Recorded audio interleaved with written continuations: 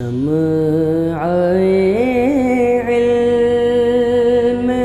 زمانے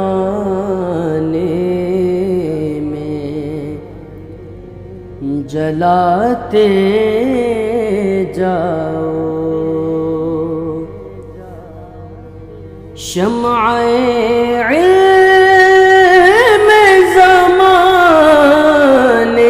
اعوذ باللہ من الشیطان الرجیم، بسم اللہ الرحمن الرحیم۔ ناظرین کرام، السلام علیکم ورحمۃ اللہ وبرکاتہ۔ انشاءاللہ تبارک و تعالی آج ہم لوگ پڑھیں گے شرح میعات عامل کی النوع الثانی عشر۔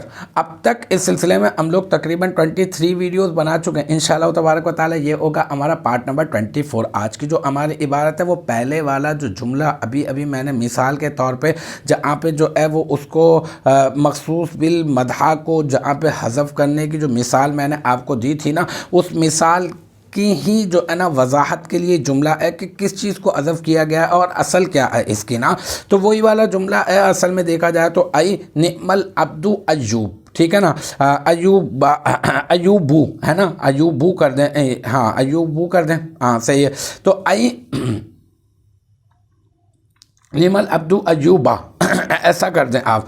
تو آئی یہاں پہ کیا ہے، یہ جو ہے نا، یہ آئی جو ہے نا یہ ہے حرف تفسیر، اور نعمہ جو ہے یہ تو آپ کو پتہ ہے صیغہ واحد مذکر غائب، فعل ماضی مثبت معروف از افعال مدحہ، ٹھیک ہے، افعال مدحہ میں سے ہے یہ۔ اور پھر جو ہے نا العبد، یہ العبد جو ہے یہ بن جائے گا نعمہ فعل کا فاعل، پھر نعمہ فعل اپنے فاعل سے مل کر جملہ فعلیہ انشائیہ ہو کر یہ بن جائے گا مفعول فیہ مقدم،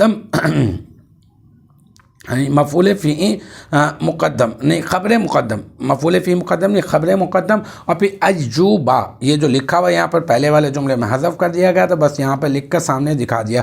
اور یہ جو ایوبا ہے نا، یہ ایوبا بن جائے گا کیا، یہ بن جائے گا مبتدا مؤخر، پھر مبتدا مؤخر اپنی خبر مقدم سے مل کر بن جائے گا جملہ اسمیہ خبریہ ہو کر بن جائے گا یہ جملہ اسمیہ خبریہ مفسرہ، کیونکہ یہ پہلے والے جملے کی تفسیر بیان کر رہا ہے، اس کا تعلق پیچھے سے ہی ہے۔